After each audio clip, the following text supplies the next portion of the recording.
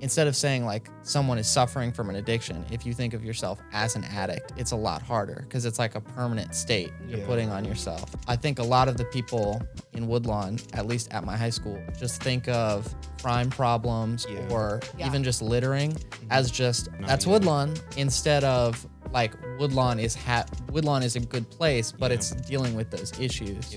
Building that community pride, we think, is part of reducing the amount of issues in those communities. Have you heard the saying, the opposite of addiction is connection? We at the Addiction Prevention Coalition know that there's truth in that adage.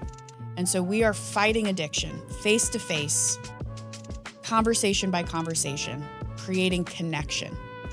Here at The Shield, our new podcast, no topic is off limits because there are no limits when it comes to substance use disorder.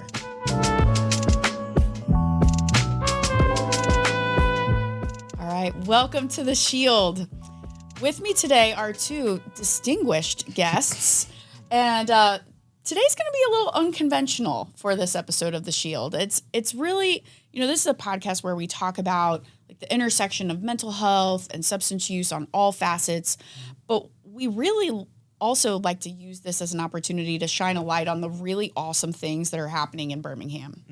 And I just so happened to run into your sponsor, Miss Brittany, in downtown Woodlawn, and we bonded over the fact that we used to be Teach for America, and she was telling me about this amazing program that she is part of. And with me today to talk about it are Jacques and Brent, two of the student participants of this amazing program that's really all about elevating Woodlawn. Is that right? Yep. Yes. Okay. So tell me a little bit about Woodlawn. Would you like to start us off, Josh? Sure. Yeah. Like Woodlawn as a community. Tell me a little bit about Woodlawn. I think that's one of the more unique things about Woodlawn, and maybe having like businesses so close to residences, it really creates like a more sense of community because people aren't necessarily making like really long commutes. But mostly because of like First Avenue North, there's tons of traffic through there, and it's created a really good opportunity for like a revival in that area for lots of new businesses to open up. I think you both know that I am new to Birmingham and Midwesterner, like you, Brent. Yep. And so when I moved, we were really looking for a place that was pretty walkable, right? That we could walk our dog, that we could go to a restaurant, or that we could go, to the library or to a store or whatever. And we're technically, some people say Crestwood North, some people say Woodlawn Heights, I don't know. Whatever, but it's like right there, and I just love, like, there's a new coffee shop there, like I just love, there's so much walkability. But there's also a lot of history in Woodlawn, right? Yes. It's if I'm not mistaken, originally in the 1910s and 1920s, it was actually its own town before officially merging with Birmingham. So it's like a small city area. That's how it started off, actually, I believe. Yeah. So tell me, Brent, about this program. So it's called the WOW Forum. What does that mean? To me personally? Yeah, or what does it stand for? So the Wisdom of Woodlawn, the way I perceive it is we're going into the businesses and the different places and whatnot that has been established in Woodlawn since its creation. And as we talk to smaller businesses and see what their experiences are with customers and the area and whatnot, I see it as we're taking the wisdom from those businesses and slowly spreading it throughout Woodlawn and further up beyond. I mean, local funders have to love you all. I mean, right? Because you're like investing in community in an area that's been neglected and forgotten about purposefully or, unintentionally, however you kind of view that. But this is a program that is specifically saying, like, we're paying attention to Woodlawn. Woodlawn matters. Yeah. Right. I think like our main value proposition, like, as an organization, is just that there's like a disconnect between the people that are actually in Woodlawn and like the businesses in Woodlawn. So right now, a lot of the people that are aware of like De Trespa, which is a consignment shop, and Voltron, which is a printing shop, or Slutty Vegan, a lot of their customers. Their food is so good. I actually need to try them out. Right. There's lots of really good businesses there, but as someone in Woodlawn High School, most of the time when people want to do something, they don't go in Woodlawn. Like the Woodlawn residents are traveling out instead of interacting with their local businesses. Yeah. So we saw that lack of awareness as like an opportunity to help build more pride in the community. And I think I can relate this to addiction. I was thinking about this on the way here. Let's go. Yes. But like if you, instead of saying like someone is suffering from an addiction, if you think of yourself as an addict, it's a lot harder because it's like a permanent state you're putting on yourself. So I think a lot of the people in Woodlawn, at least at my high school, just think of like crime problems or even just littering as just a part of Woodlawn. Like it just is. Like, it's it's Woodlawn. That's Woodlawn, right.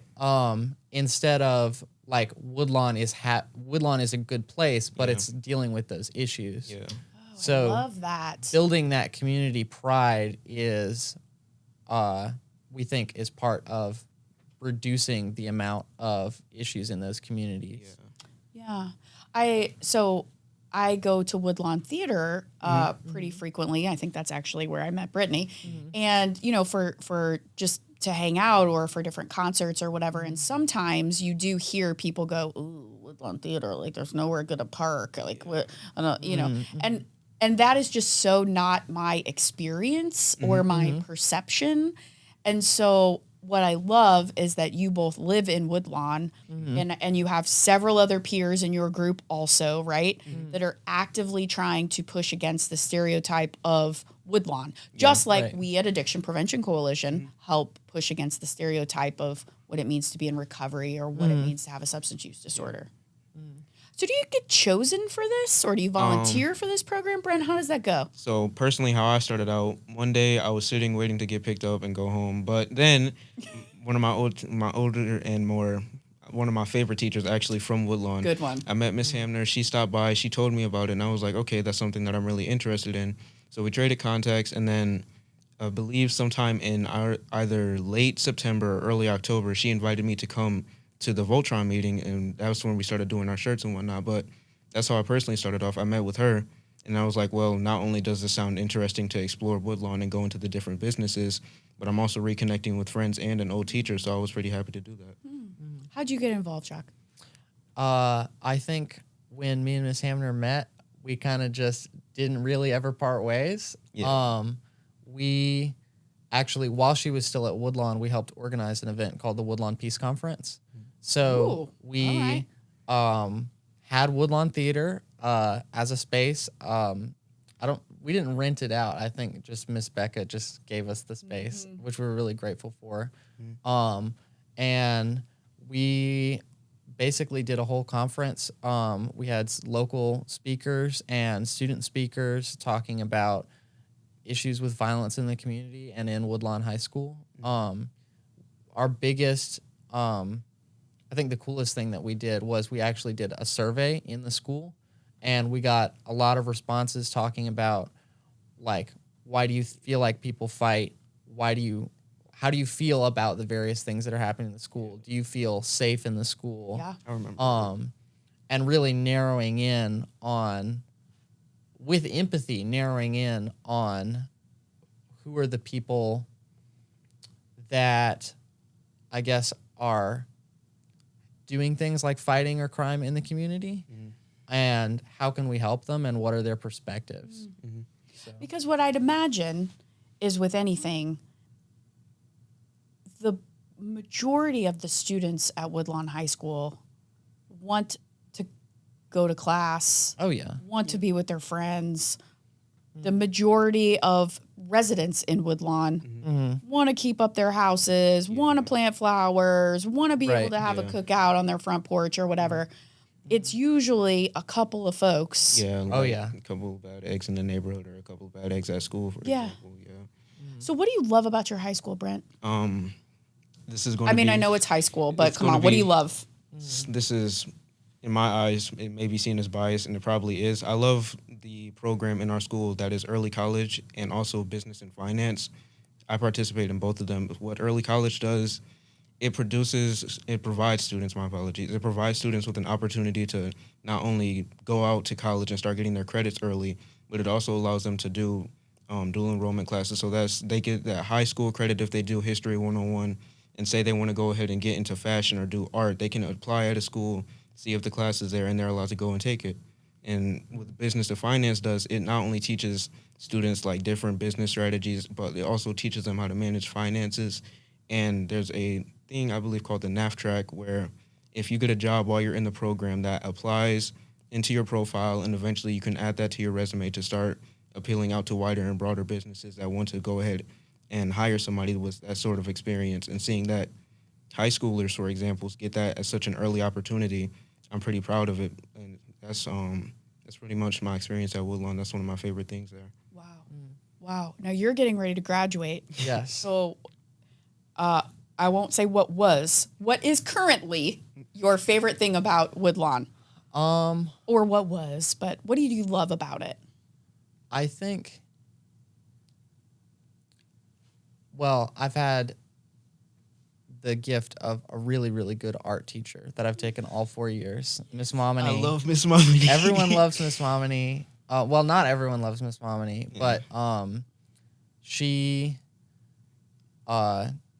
been there like 17 years. Awesome. And she's very straight-faced. She's very straightforward with students. I would bet people either love that or they don't. Yep. Exactly. So I actually considered myself mostly like an engineer, and I don't know. I guess I felt like, I don't know, I wasn't good at art, or it wasn't like as important or practical. But when I got there and I started taking art classes, I've really enjoyed blending the two mediums. Like the blend of art and science, that you can be good at technology and IT and computers, but also. Right. Yeah. Wow. Wow. I think also, sometimes it kind of feels like you're in the trenches. Yeah. And I guess that is high school.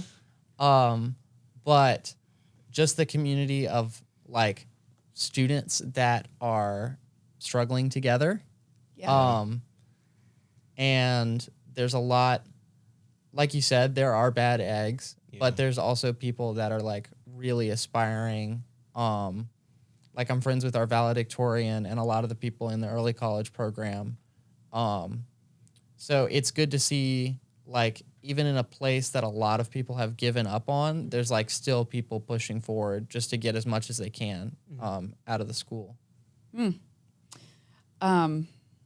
I don't know, as a former educator, I'm getting a little misty, to be honest, because it's just great. And I think I said this to both of you before we started recording, but one of the awesome parts of my job is that I get to work with young people, you know? And I think because I get to work with young people, I understand that young people are pretty cool. And they get a really bad rap, just like I got a bad rap when I was a teenager, right? My generation did. And just like, you know, the hippie generation, every generation has a bad rap. Yeah. And your generation has a bad rap. What is it, Z or Alpha? Where's it? I'm Z. Yeah. Z. I'll go Z, Okay. yeah. Okay.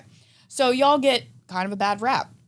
Why do you think that is? Why do you think that adults today are like, oh, kids these days, shake my fist? In my eyes, I've seen it as, I've kind of seen a pattern where it's like one person in our generation will look up to somebody who was looked at differently in their generation, and it'll continue so forth and so on.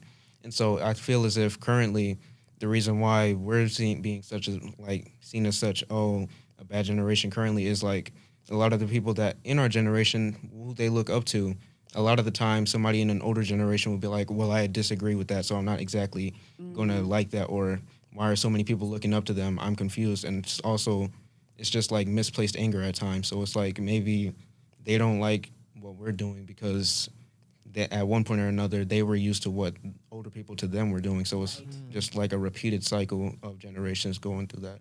Right. I mean, and let's be real. Like, you as a generation have, and I know you're not a monolith, but for the sake of this, I'm just combining.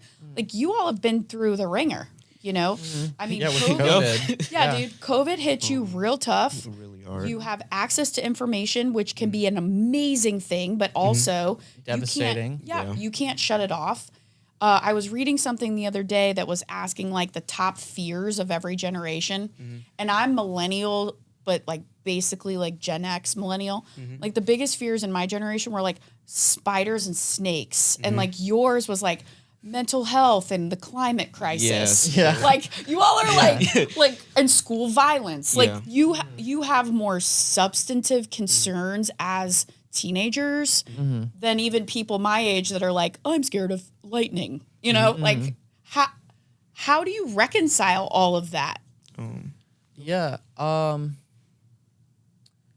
I don't know. I think some of it too. I've been lucky. We were kind of talking about this before, but you just like stumble on the right TED Talks sometimes on YouTube. You heard that right, folks. But Gen Z does listen to TED Talks. I do listen to TED Talks. I'm not representative of everyone. Yeah.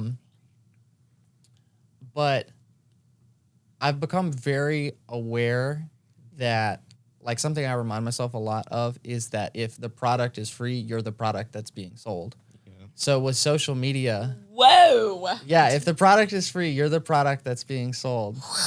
Okay. with social media, I think a lot of the issues that we're really aware of today as kids, it's because the media we're exposed to benefits from keeping people like afraid, making them feel like they need to be aware. Stuff like that spreads easier. A lot of what we're dealing with, I guess, as a generation is that the majority of the information you're receiving, especially through social media, is just what spreads well. Yeah. Not necessarily it's the algorithms. what's the most informative. So I think it has the opportunity to make a very powerful generation because from a young age being aware of very meaningful issues. Yeah. But that's only if people kind of recognize the issue and like rise to the occasion. But a lot of what I think teenagers are dealing with now is like there's the war in Palestine, there's the war in Ukraine, there's climate change, there's political issues people don't feel like they have the ability to affect. Economic issues as well. Right. I mean, teenagers are having conversations about tariffs now. Totally. Yeah. Yes. Right. Yes. I may have to pay one soon. I'm not sure just yet. Oh. But I think we're all going to have to be paying them soon, my friend. Yeah. Right. But I didn't even know. I mean, most adults are just now catching on to what tariffs are, right? Really, like what they really are. So the fact that you all are having these conversations, you're concerned about your economic security, you're concerned about the cost of college and buying a house and all of these things. I mean, these were not things that my friends and I were talking about when we were seniors in high school. Yeah, but I think one of the issues it can cause, we have a word for it, we call them doomers. So someone who's just been so overwhelmed by all the issues that they kind of give up. Yeah. So that's wow. Yeah, I mean that's an issue. Like if you don't feel like you can enact change, or if it feels like there's no like measurable steps. Yeah. Or if you're kind of being told constantly that everything's falling apart, even though the reality is, you can definitely like change it's bad in some aspects. Like some things have definitely gotten worse. But I mean, cost of education, there's scholarships. I mean, public school's doing well. You can teach yourself anything online. Well, and it's why your WOW forum is so important, right? Right. Because it's showing that change is possible. Right. That power does lie within people who live and work in Woodlawn. Hopefully people who move to Woodlawn, people who visit Woodlawn, like that there is something that you can do, right, to improve your community. Yeah. You all are also, as a generation, I think, really good at checking in on each other. And I don't think that every generation has been so good with that, right? Like you're very open about mental health. You're very, like, it would not be weird for you to say to your friend, like, you good? Mm-hmm. Like, whereas previously you wouldn't have really done that. Mm-hmm. Do you recognize how rare that is, or is that just kind of normal for you? Before I moved to Alabama in Michigan, the main thing that we mainly did as whenever my friend group would gather, every time we would at least check up on each other, ask how our days were going. And then when I did eventually move to Alabama, each time I would fly up to Michigan for a summer or winter break, each time people would ask me how I've been doing, have I been doing well. And I feel like that's just coming from them, always coming from a place of worry that maybe something could happen, because a lot of the time with social media, we're always seeing the worst with our generation, or worst things happening. So we always want to make sure that, hey, while yes, things may be bad, let's check up on each other so that way we can keep each other fighting to see a better future for ourselves. You all are just restoring my hope in humanity, and I really appreciate it because I needed this today. So thank you. One of the really cool things that you all are going to be doing through the WOW Forum is hosting a podcast. Yep. And so we thought it would be an awesome idea for you all to get practice, not only sitting on that side of the camera, right? Yep. But also getting a little bit of practice asking me questions and interviewing. And you all are the first two kind of up, right? Because you have a whole group of folks that are also going to help with this podcast. So I'm taking a deep breath, and I'm prepared for whatever questions you ask me. Okay. I had one kind of prepared. All right, let's go. I remember when I was watching the episode with Tim and Shane. Yep. The topic came up of, like, what is your why? Yeah. So, and obviously with addiction, that's more of a specific, like, reason, because you're trying to overcome an addiction. But with the role that you play in APC and doing something like a podcast or just being at a small business instead of just working a desk job, there's a lot more chaos involved. So I'm curious as to what your why is to, like, stay in and keep working on it. It's a really great question. I just was talking about this with a former coworker of mine today, actually. And, you know, when I moved down here, I was really contemplating leaving the field. I had given 20 years to this nonprofit world, substance use prevention. And as you noted, like, it's a little chaotic. It's a little challenging. And so I was thinking, well, maybe this is my time to, like, be a corporate banker or, like, you know, whatever, own my own cleaning business or something. Right. And I think that, number one, I'm just so passionate about how far we've come in the field and how much further we have to go. But also, I love nonprofit worlds. It's so hard, but you've got to be so scrappy. And I appreciate the innovation and creativity you have to have. And I think I'm in this role because one of my superpowers, I think, is that I'm a good leader of people. I like to motivate people. I like to find the thing that makes them unique and help them grow. So, like, I would love to be seen as, like, an incubator where, like, I grow really good team members wherever I'm at. That's perfect. And then they go and do their thing. And maybe they'll remember me someday, and maybe they won't, and that's okay. Like, I just want to, like, be the little incubator, and then they go and spread the good word. Yeah. That's absolutely superpower to have at the bottom of a foundation. Just because a lot of times when people come in, they don't know exactly what they're supposed to be doing, and they might not even know what their strong suit is. Totally. So helping guide them through that, I mean, that's just like putting a supercharger on the engine of your organization. Thank you. It's fun. It's hard. It gets harder every day, it seems like. But at the end of the day, I feel like I've accomplished something. Right. Even if it's, you know, nothing tangible, like I'm not out building things. But I do feel at the end of the day like I've done something good. Yeah. I think hard can be fun. That's a type of fun, like, I can't speak for everyone in my generation, but we're kind of the generation of, like, instant gratification. Yeah. So But there are people like rejecting that. Like I went out camping and got sweaty and got dirt on me because, without challenge, I mean, your brain just kind of goes stale. Yeah. So I think right now, like instant gratification and just things being really, I mean, it's a great problem to have, right? Yeah. Like I don't have to worry about food. I don't have to worry about water. Like, I love my parents. But I think that's why some kids these days, like without the challenge, it's like feels kind of empty. Yeah. Right. So yeah, I really respect you for recognizing that in your own work. Thank you. Thank you.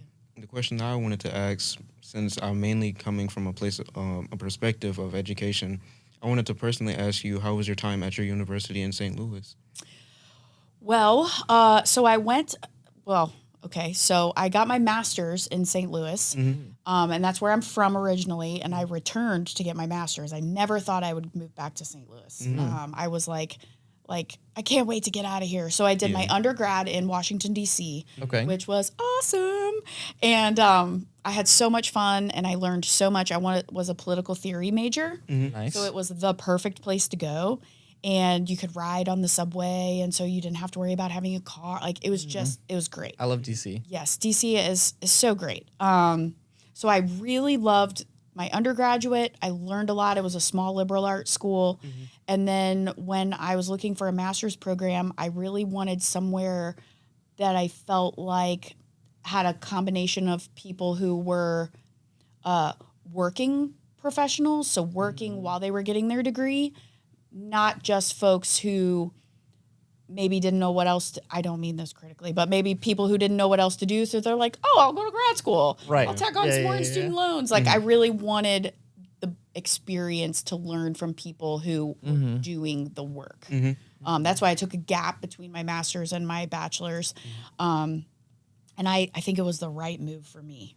Totally. I loved school. But school came really hard for me. So I was not one of these people who didn't have to study for tests. My sister was. I was not it. I took my ACT like 4 times, and once we realized I was not going above a certain score, my dad finally, told me I could stop taking it. But I had to work really hard in school, but I liked it. I was always a good student. But I think that while a 4-year university is not for everybody, it was definitely what I needed to grow and mature and move away from my parents, who I'm grateful and privileged. Like, I didn't want for anything. So to be able to go and have to figure out food on my own, and I got into a little bit of trouble, and I had to figure that out, and I had to figure out my checking account. Like, that was important for me. I'm really glad that you touched on that perspective, especially since a lot of people in our generation, usually they head into the college world based on different stories and tales that they've been told in movies and books. And to hear your real perspective on what education was like for you, especially post-secondary education, I'm really glad that a lot of people at Woodlawn can hear and eventually absorb this information, so that way when they go into, eventually, if they do decide to go into college, they can take what you said and eventually apply it to their situations and try and make sure that they can navigate the real world and the college world and see, how can I do something similar to what she did and make sure that I come out okay and make sure that everything will be okay without immediately panicking and be like, well, dropout time. Yeah. I mean, actually, it's really interesting you say that, because my freshman year, we lost a significant number of my classmates because they had been used to academically succeeding. They had been used to living in a, like a traditional household, and then they have to go and they have to get up. They have 8 a.m. classes. They've got to do their work. They don't have somebody checking in on them. Also, mentally at that time, your brain is kind of a little going haywire. People are using substances and stuff like that. You have to be your own boss. Right. The one thing that, and so we lost a number of my classmates because they lost their scholarships, and we were mostly scholarship based. So if you didn't have a scholarship, the, middle class folks that were going to my school, they couldn't afford it without a scholarship. The one thing that I wish that I had it had been emphasized to me more was associate's degrees and tech schools. Because if I'm looking at salaries right now of people that are making money and have transferable skills, no matter what state you go to, it's HVAC. Yeah, I was just gonna say. I mean, it's your CCNAs, like for computer science. It is that kind of stuff, and you don't have to have an engineering brain to do that, you know. But to do that 2-year university to get brought up to speed, and then maybe go to a 4-year, maybe do an apprenticeship, whatever. That's just so awesome. I did not do that, but that's a really cool opportunity. Yeah, lots of opportunities for people. And I think it's like maybe one thing that was lost on my generation was that I think from the way that it sounded in my parents' generation, talking to them, it was like the most important thing was that you had a good job. Yeah. And you could find fulfillment doing other things So no matter what job you had. But now with like social media creates a lot of idealism, a lot of like you're seeing people in their feeds with their, like, not only do they get paid $100,000, they absolutely love their job. They get to save puppies all day. And then the rest of us are stuck like, man, my job sucks. But if you're an people, right, or people who are making $60,000, which is nothing to shake a stick at. Oh, yeah. But it really, I mean, still, you know, it's not what it used to be, right? But if you're making $60,000, a lot of people still are yearning for that. They want to feel fulfilled. And so I will just be honest with you, my job as a boss has gotten much harder since COVID because people want to make not just a decent wage, a living wage, but they want to make more, but they also want to feel. Right. They want to feel excited when they get up in the morning. They want to feel heard. They want to feel listened to, which is awesome. And also sometimes your job sucks. Yeah. Oh, yeah. Right? Like sometimes it's hot and you've got to go table an event and there's really no way around it. It's hot. Yeah. And it's not fun. Right. Yeah. Right. So finding fulfillment every day is sometimes right. And challenging. I think that's one thing that a lot of people at my school are having to grapple with. I'd imagine not just your school. I'd imagine everywhere. Actually. Yeah. Because I mean, you're kind of being sold this like, you're not like, unless you have your dream job and your dream relationship and all these like fulfilling hobbies, like you're not extracting enough out of your life. Yeah. And you like, you need to hustle harder or you already made mistakes and it's too late. But if you're making, like you said, $60,000 a year or more and you're an HVAC technician, you have satisfying hobbies and you build good relationships. I mean, I think there was a point like where that was really good enough. But now I think almost the expectations, which can be really healthy, like you said, like wanting people to be listened to, wanting to be heard by your boss, like, you know, your work shouldn't be unnecessarily hard. Absolutely. But when the going gets tough, to still, I guess, be grateful for what you have. And know that like tomorrow will probably be better. Yeah. Right. Like, Right. Look, tomorrow's probably going to be okay. Yeah. I feel as if the one thing that you stated, like when people see an unrealistic expectation of their job or what they're going into, a lot of people will see social media. This goes for jobs and education. A lot of people will see students on social media with all these MacBooks, iPads, AirPods, and like, ooh, if I go into college, I can get cheaper stuff like that. They'll go into it, realize that college is actually really much harder than high school. Like, I'm constantly being told in early college, you have to remember, currently, you're just a name in a classroom. They don't know that you're dual enrollment unless they dive deep into your information. So they'll just be like, okay, there's not much we can do about that. You're going to have to find a different way or a different route. And with students seeing that unrealistic expectation on social media, I feel like that's seriously affecting them and actually pushing some away from college because they're like, okay, this isn't exactly what I thought it was, and I don't even know if I want to continue next year. I might just stop right here. And then unrealistic expectation with jobs and whatnot. Lots of people will start fashion companies and different brands like that on social media because they seen that another person did it and are making like $90,000 and going to trips on Jamaica and paid and just like all over the world. And then they try it and then immediately start seeing actually the realistic stuff of what's going, like slow movement, low commissions, scammers. That's been popping up a lot recently with companies. And I feel like they'll see it and be like, okay, this was a lie. I'm done. I want to move on to something else. I feel like not enough people have that understanding that, okay, today sucked, but maybe tomorrow I'll have a better day. Maybe tomorrow I'll get a $50,000 commission out of nowhere. Maybe I'll get a $500 commission. And eventually, as they absorb that and start growing, they're like, okay, yeah, this is what I want to do. This is something that I want to pursue.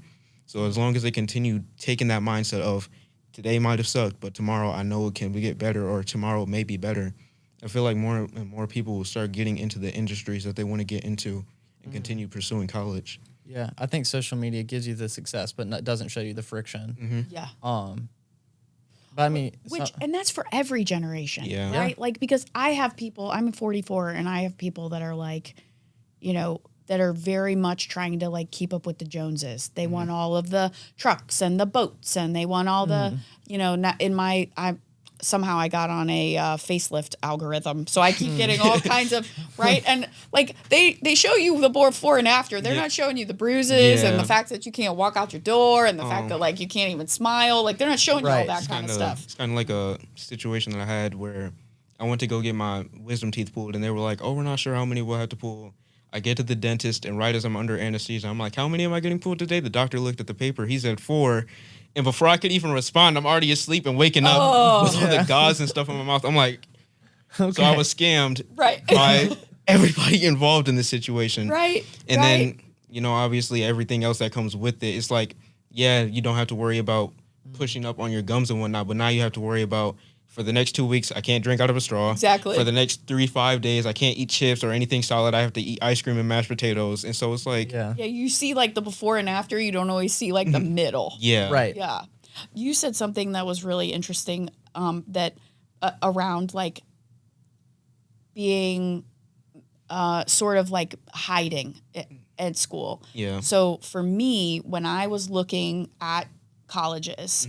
I had 3, and this is just me talking. I had 3 like criteria. One, I didn't want to school in Missouri.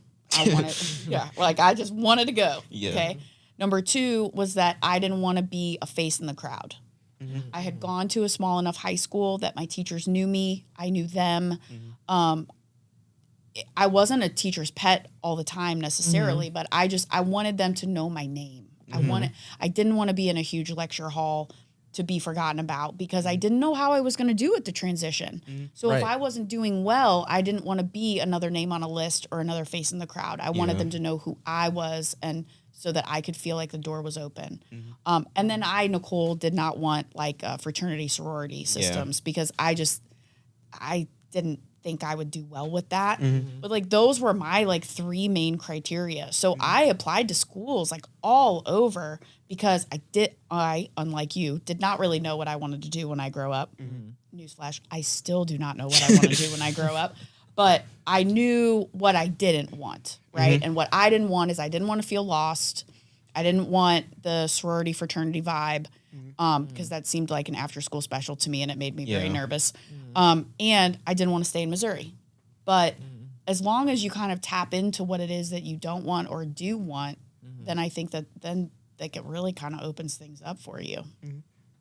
I think there's some wisdom in that, because I think you went maybe like you knew what you wanted, and it didn't feel very exact, but it was one step beneath what most people were thinking about. So before you were thinking about scholarships, degrees, stuff like that, you made sure that you were going to function as a person. Yeah. Right. I needed to function as a person. That's your success as a student. I needed to function as a person. Yeah. How are we feeling? Are we liking being podcast hosts? Absolutely. Is this like giving us a taste? Are we ready for more? Yeah. So what is going to be the first guest on your podcast? Would you like to promo this a little bit? Sure. Yeah, we're gonna have Larry Thornton on. I think he's best known for his biography. So someone in the school district bought like 20-something thousand copies and distributed it across a bunch of schools in Alabama. He has a really good like rags to riches story. It's in his biography, so I'm sure he wouldn't mind me telling it. Yeah. But like grew up in Montgomery, getting bread like out of a farmer's barn. Whoa. And the farmer was like feeding the bread to animals. Why is that who you want for your first podcast guest? So Because I love it. if I can take it. Yeah. I think because one of his biggest messages is hope, and that's what we need in the Woodlawn community. Love that. Showing just that there's opportunity if you go looking for it. I really agree with his message. I mean, it's like being grateful, being hardworking, looking for opportunities, and just having drive. Like a good mixture of drive and gratitude. Drive and gratitude. Yeah. Love that. Because Love if you don't have gratitude, I mean, it doesn't matter how much money you're making. You're never going to be satisfied. You just get lost in the hustle. But if you don't have drive, I mean, you don't go anywhere, and then you're just lost wandering. So, Brent, were you going to add something? Oh, were you done, Jacques? Sure. Y'all are so polite. The one thing I was going to add was I've personally been on, there's like multiple things, like different communities and groups and whatnot in our school and in Woodlawn as a whole. But I feel like the one thing that a lot of our generation at our school and a lot of people at Woodlawn lack is hope in the community. And a lot of times they don't really see the steps to success is always going to be having some sort of problems. It'll always be a splinter somewhere. It'll always be a nail poking out or whatnot.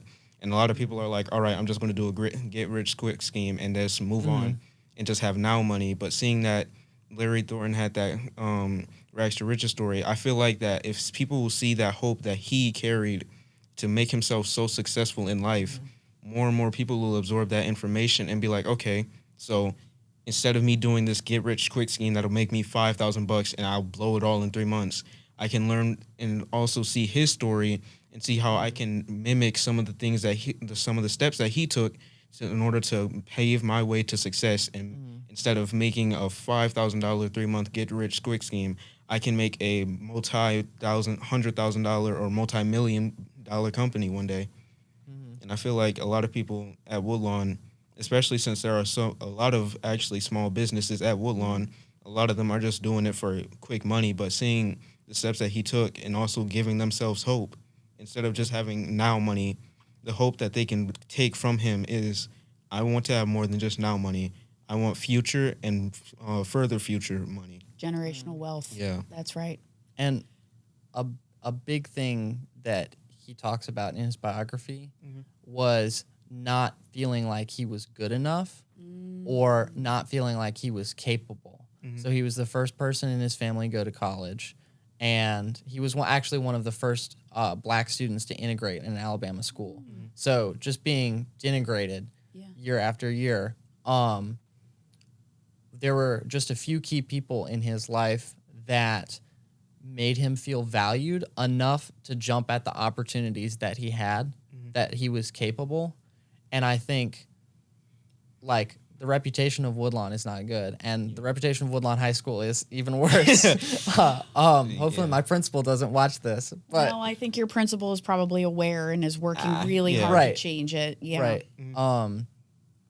But for people to know, like, okay, maybe you have a 2.0 GPA, but it's not, you can work with that. Yeah, you can. Like, if you build a good understanding of what you want, why you want it, and that foundation is stable, you can go places with that. And you work hard. Right. Adding on to what Jacques said, I feel like that's really how a lot of people are. They go into it with bad grades and whatnot and be like, okay, well, I give up. This is just a norm for me. Because personally, that's what I did in 7th and 8th grade. I didn't have the best grades. I wasn't exactly confident in myself academically. And I was like, all right, I'm going into high school and whatever happens, happens. If I fail, I fail. If I succeed, oh well. And as time has gone on and more teachers like Miss Hamner herself and also Miss Palm have taught me is that you don't have to give up on yourself so early because the future does hold riches that you may never see. Like, I had originally loved art growing up, but then as I've moved on, like, as I grew, I started, like, losing it. And then when I joined Miss Mamani's class, for example, all of a sudden my love for art and the interest of art was immediately restored, and that eventually led to me taking art appreciation at Lawson. So it's not the best way that I'm trying to describe it is, with Larry Thorne, I feel as if we can reach out to those who lose self-confidence and self-hope so early on in their life. And if he's there and you can see him thriving and succeeding in life, maybe that will be the image that people want to aspire to be. I want to be successful. I want to be like him. I want to pull myself out from where I'm originally at. The kids are all right, y'all. Like, the kids are all right. If you like what you heard, and I know you did, please consider rating, reviewing, and subscribing to The Shield. But also, you all better check out their podcast, tentatively titled The Wow Forum. Yes. Okay. All right. Maybe that'll change, but that's what we're leaning with right now. And you better rate, review, and subscribe to their podcast as well. The kids are all right. Thank you so much. Thank you for having us.